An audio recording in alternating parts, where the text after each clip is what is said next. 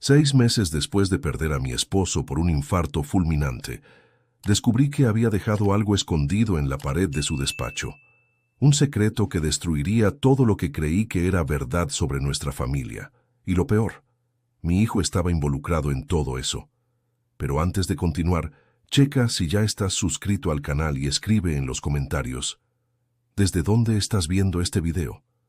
Nos encanta saber hasta dónde están llegando nuestras historias. Mi nombre es Lourdes, tengo 64 años, y la vida que construí por 42 años desapareció cuando Javier tuvo ese infarto. Fue todo muy rápido. En un momento, estaba leyendo el periódico en la sala. Al siguiente, lo veía caer al suelo mientras la ambulancia gritaba por las calles de Monterrey. Los médicos dijeron que todo fue fulminante. Su corazón simplemente se detuvo. No hubo aviso, no hubo tiempo de reacción. Solo un hombre sano convirtiéndose en un recuerdo en cuestión de minutos. 6 meses pasaron en un nubarrón de tristeza y soledad. Limpiaba la casa de forma automática, cocinaba cuando tenía hambre, y durante muchas noches simplemente me sentaba en la cama, al lado de un vacío que no podía llenar. Mi hija Jimena y mi hijo Diego intentaban animarme, trayendo a los nietos, sugiriendo viajes a Cancún, pero yo no tenía energía para fingir que estaba bien. La herida todavía sangraba. El despacho de Javier permaneció cerrado desde aquel día. No podía entrar ahí. Su presencia era muy fuerte en ese espacio. Sus libros todavía estaban en los estantes, sus notas esparcidas en el escritorio, su pluma fuente favorita al lado del teléfono como si fuera a volver en cualquier momento para terminar la llamada. Era más fácil mantener la puerta cerrada que encarar la realidad de que ya no estaba. Pero la vida sigue, incluso cuando queremos que se detenga. Y una de las cosas que ya no podía ignorar era la maldita falla eléctrica en el pasillo que llevaba al despacho. Empezó 2 semanas después de su funeral en el Panteón. Todas las noches, la luz parpadeaba 3 veces antes de apagarse. Llamé a un electricista una semana después, pero dijo que era algo simple, solo cableado viejo. Lo arregló, cobró sus honorarios y se fue. Pero 3 días después, la luz empezó a parpadear de nuevo. Lo dejé pasar por meses. Era solo una luz. Tenía cosas más importantes en qué pensar. Pero la semana anterior a mi descubrimiento, empecé a notar algo extraño. La luz ya no solo parpadeaba. A veces se apagaba completamente por horas. Y una noche, cuando me desperté para tomar agua, vi que había un pequeño arco de electricidad saliendo por debajo de la puerta del despacho, como si algo se estuviera quemando allá adentro. Fue cuando finalmente decidí llamar a un electricista otra vez. Su nombre era Roberto. Era un hombre robusto, de unos 50 y tantos años, con las manos grandes y callosas de quien trabaja con cables desde hace décadas. Cuando le expliqué el problema, solo asintió y pidió entrar al despacho.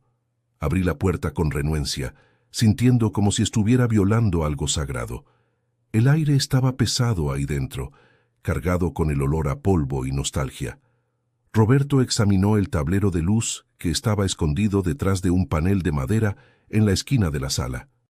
Agachó la cabeza para mirar mejor, movió algunos cables y después se giró hacia mí con una expresión que nunca había visto antes. «Doña Lourdes, esto está muy raro», dijo con voz extraña. «Su cableado viejo no tiene nada que ver con los problemas. Alguien saboteó esto a propósito. Y recientemente sentí el corazón dispararse». ¿Saboteó? ¿Pero por qué? ¿Y quién tendría acceso al despacho de Javier para hacer algo así? «Voy a necesitar desarmar esto para entender mejor», continuó Roberto. «Pero primero, ¿tiene algo programado para hoy? Esto va a tomar tiempo». Recordé inmediatamente. Iba de camino a la presentación de ballet de mi nieta Paola. Mi hijo Diego había insistido en que fuera, diciendo que Paola no podía quedarse sin su abuela en la audiencia. Era su primera presentación en una academia de danza, algo que a Javier le hubiera encantado ver. «Tengo un compromiso importante», le dije a Roberto, «pero no es tan importante como esto. ¿Cuánto tiempo necesita?» «Unas 3 horas», respondió él abriendo ya su caja de herramientas. «Puede ir a su compromiso. Yo me quedo aquí». Dudé. Dejar a un extraño solo en casa no era mi costumbre. Pero algo me decía que esto era importante, que lo que sea que estuviera pasando con ese cableado era solo el comienzo de algo mucho más grande. Me dirigí a la presentación de Paola con el corazón pesado. Me senté en la audiencia al lado de Jimena y Diego, pero no podía concentrarme en el espectáculo. Mi mente estaba en el despacho, en Roberto desarmando cables, en los misterios que Javier había dejado atrás. ¿Qué había escondido? ¿Y por qué? Paola bailó hermoso. Me propuse decirle después, abrazarla fuerte y decirle que su abuela estaba muy orgullosa. Pero durante todo el tiempo mi teléfono quemaba en mi bolsillo como una brasa. Cuando recibimos el aviso de que los padres podían ir a buscar a los niños tras bambalinas, ya estaba de pie. Le di un abrazo rápido a Paola, le prometí ver todas sus futuras presentaciones y corrí a mi coche. El camino de regreso a casa nunca me pareció tan largo. Mi teléfono sonó cuando estaba a 10 minutos de distancia. Era Roberto. Su voz tenía esa tensión otra vez, la misma que escuché cuando entró al despacho. «Doña Lourdes tiene que volver a casa ahora mismo», dijo sin preámbulos. «Descubrí algo muy grande, pero no le cuente a nadie sobre esto. A nadie, ¿entendió?» «¿Qué encontró, Roberto?» Mi teléfono casi se me cae de las manos. «¿Qué está pasando?» «Cuando llegue se lo muestro». «Pero, doña Lourdes, esto es grave, muy grave». La llamada se cortó. Mis manos temblaban mientras conducía. Mi corazón latía tan fuerte que podía escucharlo incluso con el motor del coche rugiendo. ¿Qué podría haber escondido Javier que fuera tan importante? Un secreto tan oscuro que un electricista desconocido hablaría con esa voz asustada. Cuando llegué a casa, la camioneta de Roberto todavía estaba en la entrada. Abrí la puerta principal con los dedos temblando. El aire dentro de la casa se sentía diferente, más pesado, más oscuro. Roberto me esperaba en el pasillo, con el rostro pálido bajo el sudor. «Venga», dijo, «tiene que ver esto». El despacho de Javier nunca se había sentido tan violado. El panel de madera que escondía el tablero eléctrico había sido removido completamente, dejando visibles no solo los cables, muchos de los cuales habían sido conectados de maneras extrañas, sino también una abertura en la pared que nunca había notado. «Aquí», señaló Roberto, encendiendo su linterna. «¿Ve esto?»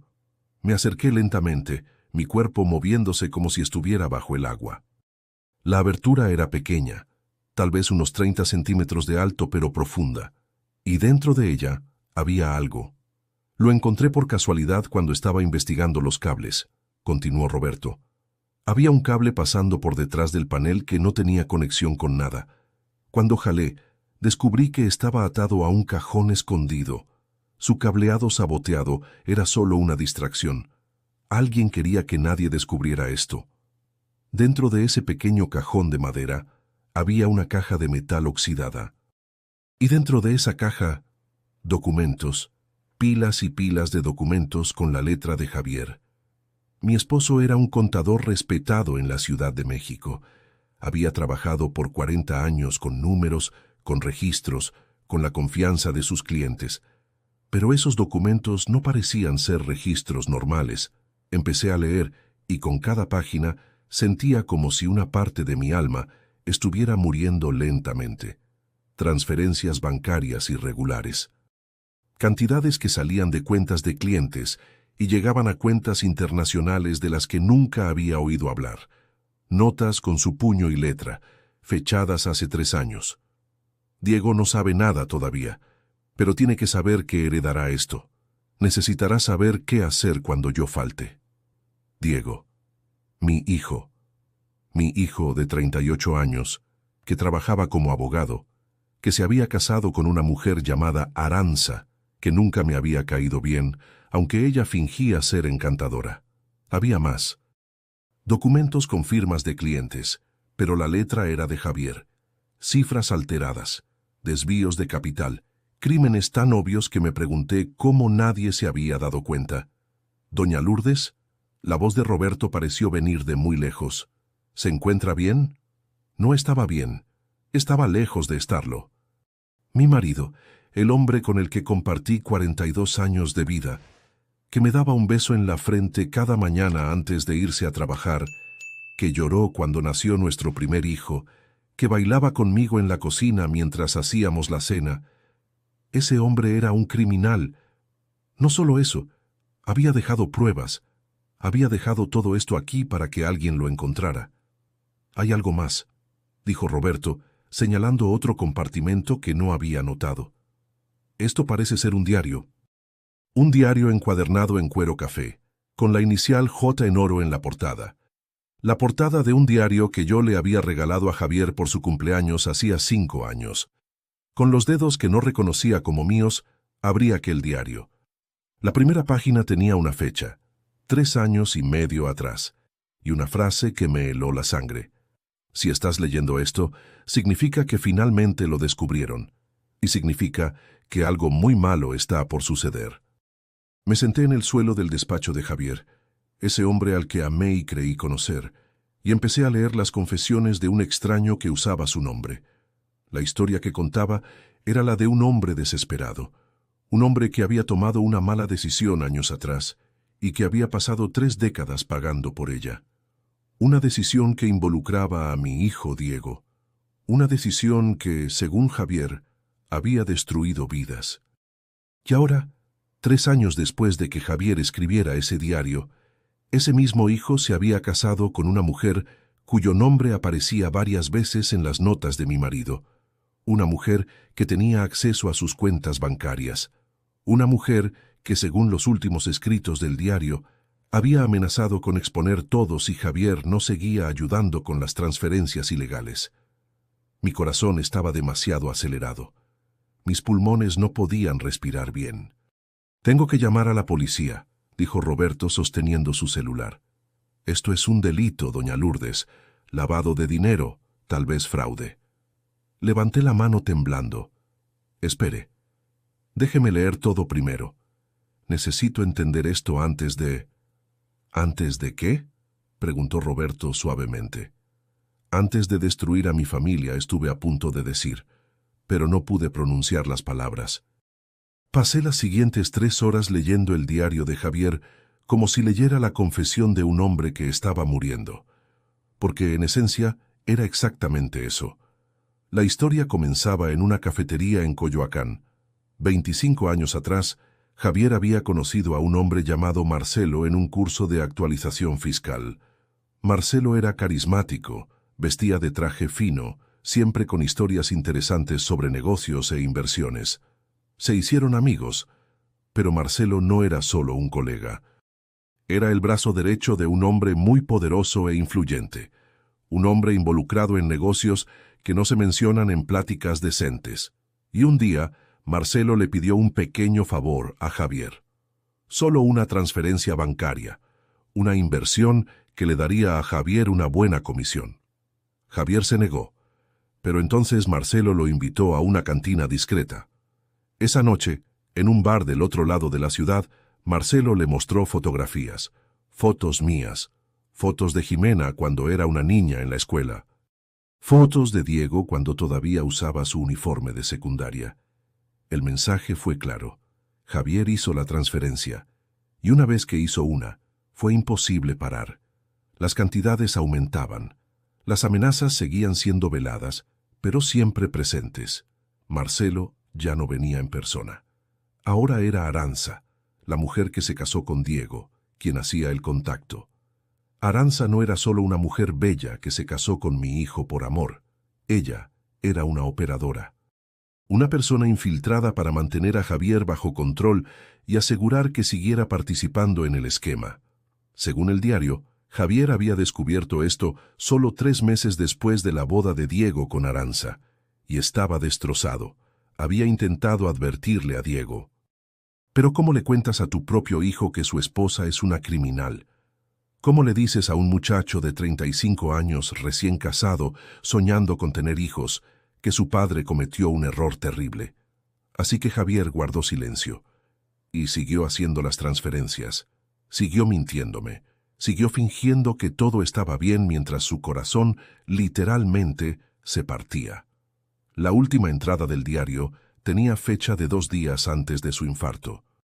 Hoy Diego llamó para decirme que Aranza está embarazada. Voy a ser abuelo. Debería estar feliz. Debería estar saltando de alegría. Pero lo único que puedo pensar es que crié a un hijo que se casó con una criminal sin saberlo. Un hijo que trabajará para financiar operaciones ilícitas sin entenderlo. Un hijo cuyos hijos crecerán rodeados de dinero sucio. Intenté salirme de esto. Traté de pedir mi retiro, pero me lo dejaron muy claro.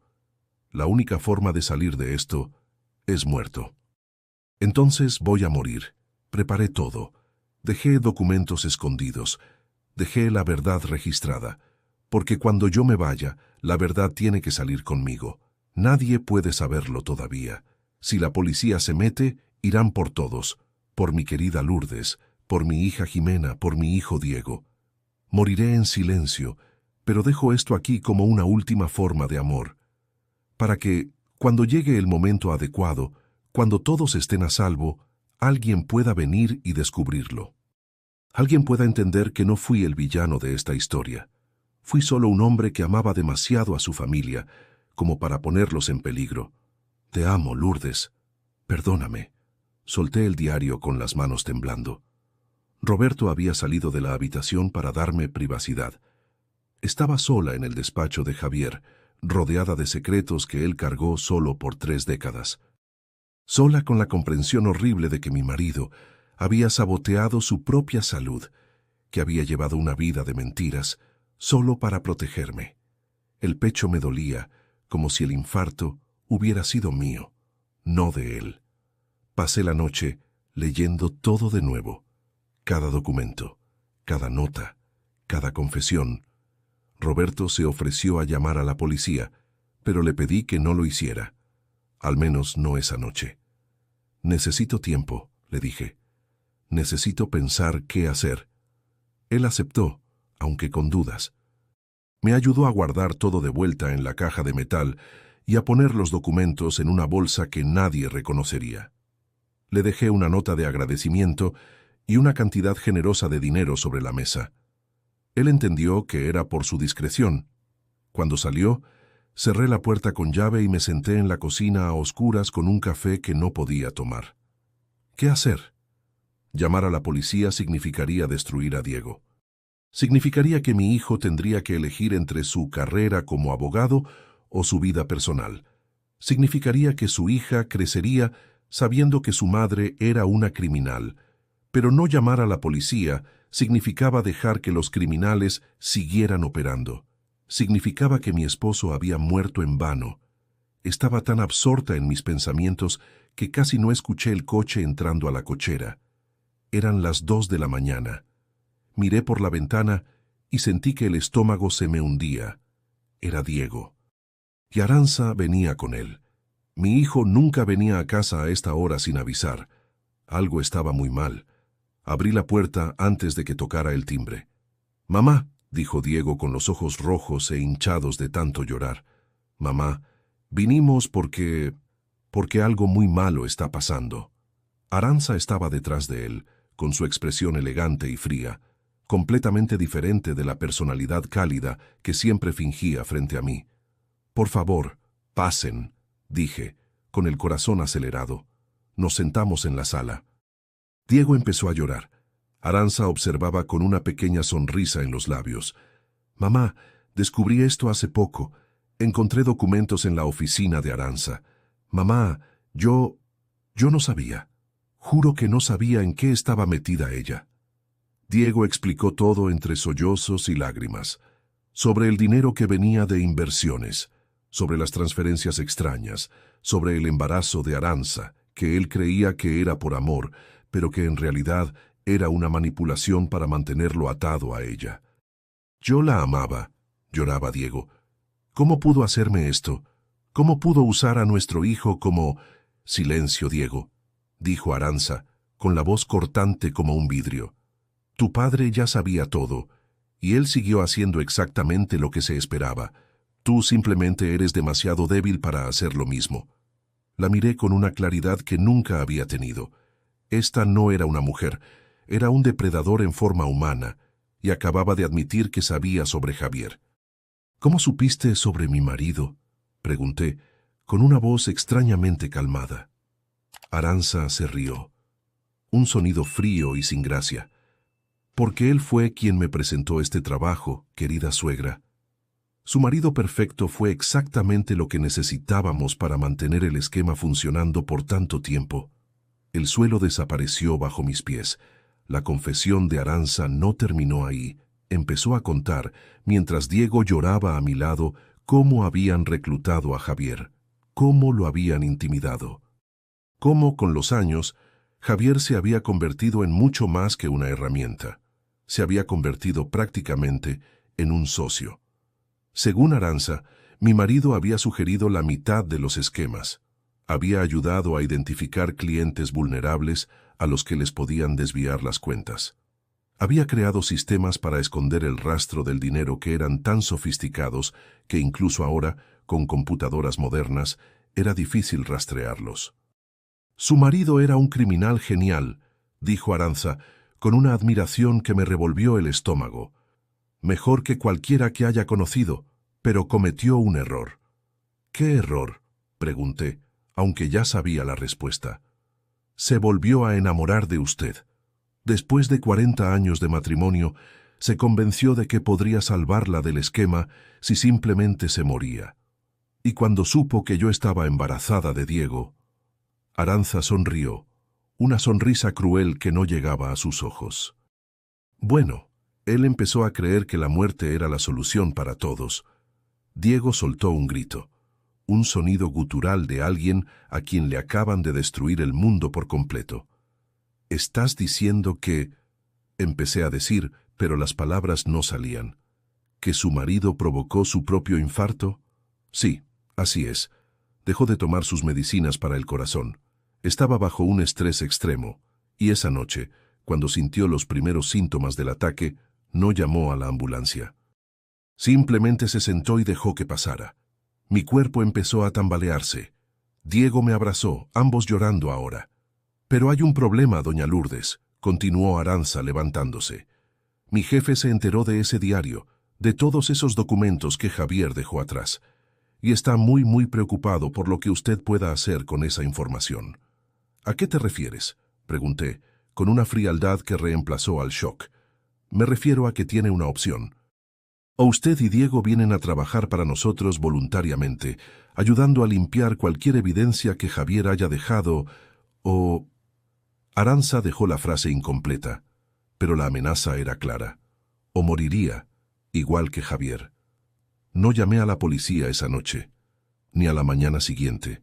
Lo que hice fue contactar a un investigador privado llamado Marcos, un hombre que había trabajado como agente federal antes de retirarse y abrir su propio negocio.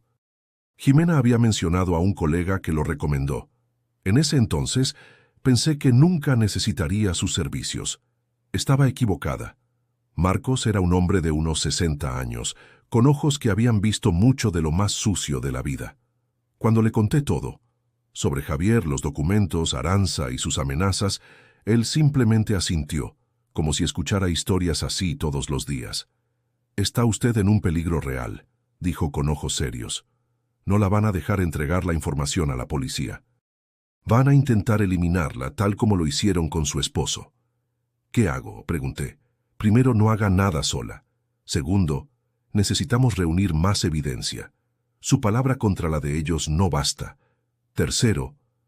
Marcos hizo una pausa, estudiando mi rostro. «¿Está preparada para lo que esto significará? Para su familia». Pensé en Diego, en su hija por nacer, que crecería con una madre asesina. Pensé en Jimena, que no tenía nada que ver con esto, pero tendría que vivir con las consecuencias. Pensé en Javier, en su sufrimiento solitario. «Sí», dije. «Estoy lista». Marcos pasó las siguientes semanas enseñándome a moverme discretamente. Cómo hacer llamadas sin ser rastreada, cómo copiar documentos sin dejar rastro, cómo hablar con Arantxa y su jefe para extraer confesiones grabadas. Fue durante esas semanas que recibí una visita. Era Jimena. Mi hija, al darse cuenta de que algo muy malo pasaba, insistió en ayudar. Mamá, ¿crees que soy una niña?, dijo cuando traté de protegerla. Es a mi padre a quien estamos honrando aquí. Es a mi hermano a quien están chantajeando. Voy a ayudar. Junto con Marcos, empezamos a armar el rompecabezas. Marcos tenía contactos en la Policía Federal que todavía le debían favores de sus días de agente. Compartió selectivamente alguna información, lo suficiente para que abrieran un expediente paralelo. Pero también descubrimos otras cosas. Arantxa había matado antes, no con infartos provocados, sino de otras formas. Había 3 muertes sospechosas en su historial de parejas, 3 hombres que habían muerto en circunstancias que fácilmente pasaban por accidentes. Javier no había sido su primer crimen, solo había sido el mejor ejecutado. 6 meses después de descubrir el diario de Javier, 3 meses después de contratar a Marcos, estaba lista. Organicé una cena en mi casa en la zona de San Pedro, una cena a la que invité a Diego, Arantxa y Ximena. A propósito, excluí a cualquier otro miembro de la familia, para evitar que testigos inocentes presenciaran lo que estaba por pasar. Marcos estaba oculto en mi recámara, con agentes federales en un lugar seguro alrededor de la casa. Teníamos micrófonos en todo el comedor, teníamos cámaras, teníamos todo listo. Cuando Arantxa llegó, traía su sonrisa de siempre, esa máscara de mujer elegante y sofisticada que había perfeccionado por años. «¡Qué cena tan encantadora, doña Lourdes!», dijo sentándose a la mesa. Observé a Diego, mi hijo, sentado a su lado. Él sabía lo que estaba pasando. Había aceptado participar en todo esto para ayudar a exponer a su propia esposa. Había sido muy difícil para él. «¿Sabes?», empecé con mis manos firmes mientras pasaba los platos. «Pasé mucho tiempo tratando de entender por qué Javier hizo lo que hizo. ¿Por qué dejó esos documentos? ¿Por qué él...?» «Sé por qué se murió», completó Arantxa casualmente, cortando su corte de carne. «Exactamente», dije, y después entendí. Él quería que yo supiera la verdad, quería que yo protegiera a nuestra familia. Arantxa dejó de comer. Sus ojos se enfocaron en mí con una intensidad nueva. «¿Y cuál es esa verdad, doña Lourdes?», preguntó cambiando el tono de voz. La máscara empezaba a resbalarse. «La verdad de que eres una criminal, de que mataste lentamente a mi marido, de que tienes 3 muertes en tu pasado que todavía no han sido investigadas». Arantxa se levantó bruscamente de su asiento. «No tienes ninguna prueba, vieja. Nada de esto va a llegar a ningún lado. Y si vas a la policía, tu hijo también estará comprometido». «Él estará...» «¿En dónde?», pregunté. «¿En mi caja de seguridad en el banco, donde dejé copias certificadas de todos los documentos de Javier? Copias que serán enviadas a las autoridades si algo me pasa a mí o a Diego». Ximena también se levantó, dejando clara su lealtad hacia mí. Arantxa miró a una y a la otra y comprendió que había perdido. Los agentes federales entraron por la puerta de atrás. Arantxa no se resistió. Simplemente se volvió a sentar, con esa sonrisa todavía en la cara como si todo esto fuera un juego. «Es usted inteligente, doña Lourdes», dijo mientras le ponían las esposas. Su esposo también lo era. Pero la inteligencia no significa que vaya a ganar. Mi jefe ya está siendo localizado por la Interpol, interrumpió Marcos entrando a la sala. «Gracias por confesarlo todo. Fue muy útil». Cuando se la llevaron, Diego simplemente se refugió en mis brazos y lloró. Lloró por Javier, lloró por él mismo, lloró por el futuro que su hija tendría que vivir, sabiendo quién era su madre. Yo solo lo abracé y dejé que ambos lloráramos juntos. 1 año y medio después de descubrir el diario de Javier, asistimos a la condena final de Arantxa y de su jefe criminal. Arantxa fue condenada por homicidio, conspiración y lavado de dinero. Le dieron cadena perpetua. Su jefe, un hombre al que sus contactos nunca habían podido rastrear por completo, fue extraditado. Sigue en juicio todavía. Diego perdió su carrera como abogado. La barra de abogados le quitó su licencia después de que los detalles de su participación, aunque involuntaria, en el esquema salieran a la luz. Pero también recuperó su vida. Se casó de nuevo, esta vez con alguien que conoció en un grupo de apoyo, para personas cuyas vidas fueron destruidas por el crimen. Tienen una hija juntos ahora, bautizada con el nombre de mi madre. Jimena abrió su propio negocio y trabaja frecuentemente como consultora para víctimas de delitos, usando la experiencia de nuestra familia para ayudar a otros. ¿Y yo? Yo finalmente pude empezar mi duelo de verdad. Porque durante todo ese tiempo, durante los 6 meses tras la muerte de Javier, durante los meses que descubrí los secretos, durante el enfrentamiento con Aranza, estuve viviendo como un autómata, movida por el coraje y el sentido del deber. Pero ahora, con todo terminado, con la justicia hecha, pude permitirme sentir como una mujer que había perdido a su esposo. Visito su tumba cada semana, me siento a su lado y le hablo de los nietos, de Jimena, de Diego. Le digo que ahora entiendo por qué hizo lo que hizo, que a pesar de todo sé que me amaba. Encontré una copia del diario que Javier escribió. He leído sus últimas palabras tantas veces que me las sé de memoria. Te amo, Lourdes. Perdóname. Lo perdoné. Hace mucho tiempo lo perdoné. Porque entendí, finalmente, que Javier fue tanto una víctima como un villano en su propia historia. Un hombre bueno atrapado en circunstancias malas. Un hombre que amaba a su familia demasiado como para ponerla en riesgo. Un hombre que, al final, eligió la muerte como la única forma de liberar a los que amaba. No fue la elección que yo habría hecho. No es la elección que nadie debería tener que hacer, pero fue su elección.